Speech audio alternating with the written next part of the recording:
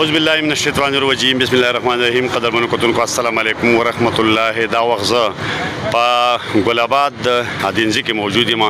د پمپ چې کوم دی زموږ د سید حاجي صاحب پمپ د هغې نه لاندې او ورسره د چې کوم بایپاس ته روډ تللی دی د هغې سره دا بابا دی د ګلې شربت خرڅوي او چای خرڅوي.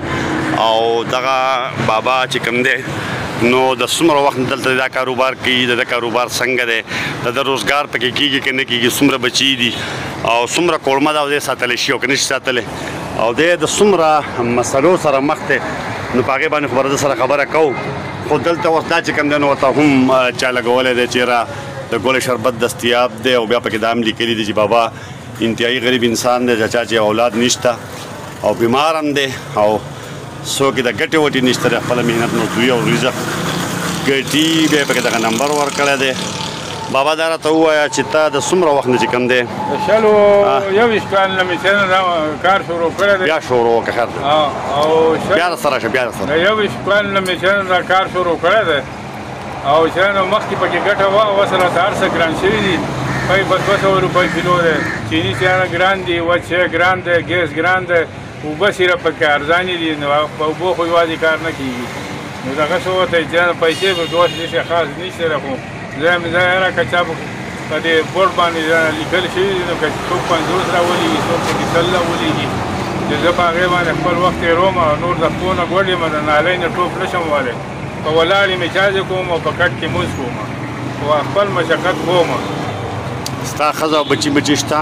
بچي خو مې نشته او ښځه مې شته، هغه ځان په دغه ګرځي په دې همسا باندې ګرځي او هغه هم قابو ده، بوډۍ شوې ده او چې نو خپل ډېر شی دي. خو چې نو هر سړی په ځان شوی دی او چې نو څوک د چا سره لاس نه ورکوي.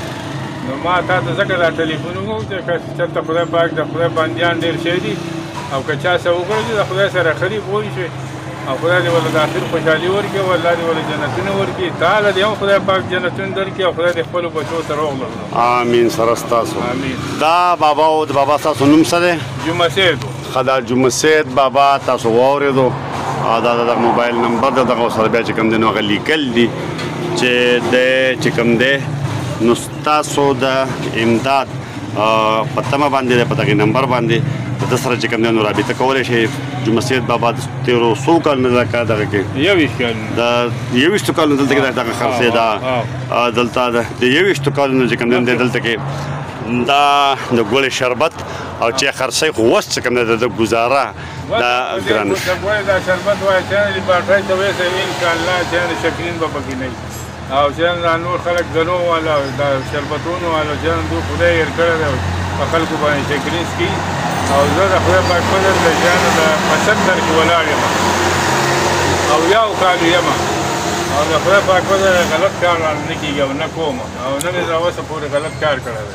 ها دغه بابا د تاسو واورېدو، دغه چې کوم سره لوښي دي دغه باندې چې کوم دی چای پخوي.